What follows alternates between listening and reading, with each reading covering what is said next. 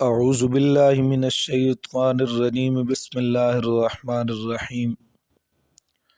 سورۃ الفاتحہ نازل ہونے کے اعتبار سے 5ویں نمبر پر ہے سورہ مدثر کے بعد، اور یہ جو ہمارے پاس گتوں میں قرآن پاک موجود ہے اس میں یہ پہلی سورت ہے، تو نزول کے اعتبار سے 5ویں نمبر پر ہے سورۃ المدثر کے بعد، اور یہ جو ہمارے پاس گتوں میں قرآن پاک موجود ہے اس میں پہلے نمبر پر ہے۔ سورۃ الفاتحہ کا خلاصہ۔ سورۃ الفاتحہ کو تمام سورتوں سے پہلے کیوں لایا گیا؟ تو اس کا جواب یہ ہے کہ سورۃ الفاتحہ کو تمام سورتوں سے پہلے اس لیے لایا گیا کہ یہ سورت اساس القرآن، ام الکتاب اور ام القرآن ہے، پورے قرآن پاک کی اس پر بنیاد ہے، اور یہ ام الکتاب ہے، ام القرآن ہے۔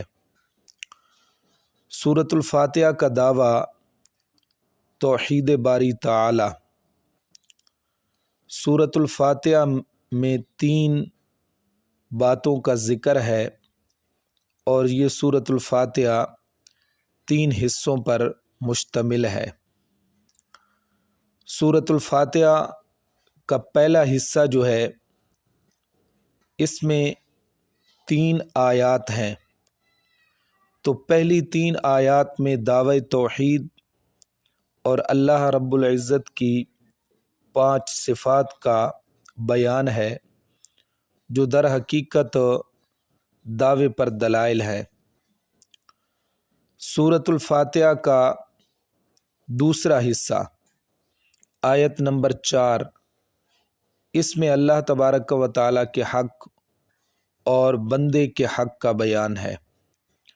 سورۃ الفاتحہ کا تیسرا حصہ آخری جو 3 آیات ہیں وہ ہے آیت نمبر 5، 6 اور 7۔ اس میں دعا کی درخواست اور 3 گروہوں کا ذکر ہے۔ پہلا گروہ منعم علیہم، جن پر اللہ تبارک و تعالیٰ کا انعام ہوا۔ دوسرا گروہ مغضوب علیہم، جن پر اللہ کا غضب ہوا۔ اور تیسرا گروہ ضالین، جو گمراہ ہوئے۔ یہ سورۃ الفاتحہ کا خلاصہ ہے۔ اب سورۃ الفاتحہ کا ترجمہ۔ بسم اللہ الرحمن الرحیم۔ شروع کرتا ہوں اللہ کے نام سے جو بے حد مہربان اور نہایت رحم کرنے والا ہے۔ الحمد، یہ دعوی سورت ہے۔ تمام تعریفیں للہ، اللہ ہی کے لیے ہیں، رب العالمین، جو تمام جہانوں کا رب ہے۔ الرحمن، بڑا مہربان، الرحیم، نہایت رحم کرنے والا۔ مالک یوم الدین، مالک ہے بدلے کے دن کا۔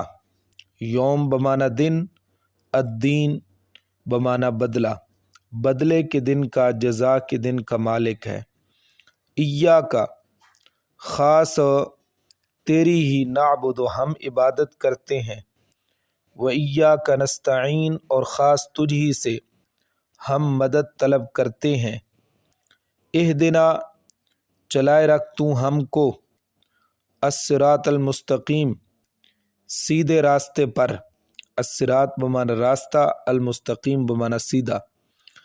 صراط، راستہ، الذین، ان لوگوں کا، انعمت علیہم، جن پر تو نے انعام کیا۔